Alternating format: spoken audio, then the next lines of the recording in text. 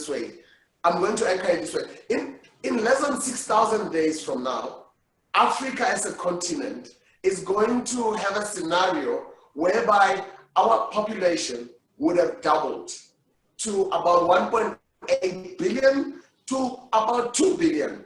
And of that population swell, we're going to be perhaps the youngest continent in the world with 600 million youth that are going to be looking for work, and they are going to be living in the full era of 4IR and automation, and blockchain is in the mix there. So I think among my departure discussion with you, as we look at from the balcony of what the future looks like, you are quite passionate about blockchain. You are quite well versed on what's possible, and you've already done a couple of proof of concepts, a couple of very exciting things. Without going into those things, what do you see? Are we going to, as the continent, based on your experiences, your conversations in Rwanda and everywhere on the continent, are we catching the bus? Are we, when I say we, I'm talking the private sector and the public sector.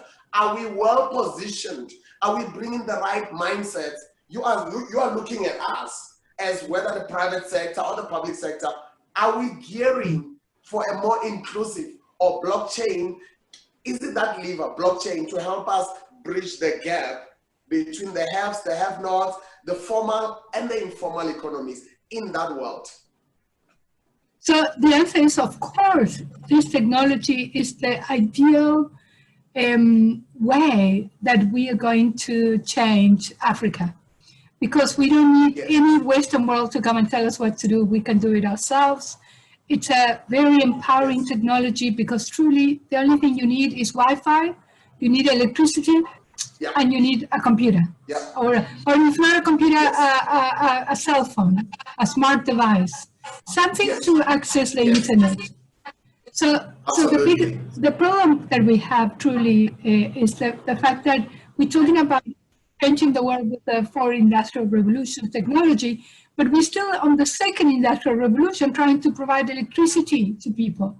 So until we move past the basic needs of water and electricity, it's going to be very hard to empower people to think about all the possibilities that they've got at their disposals. You know, everything I know about blockchain, I didn't go to university to study.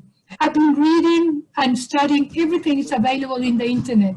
It's been now 4 to 5 years that I read every day, podcasts, newsletters, papers, now conferences.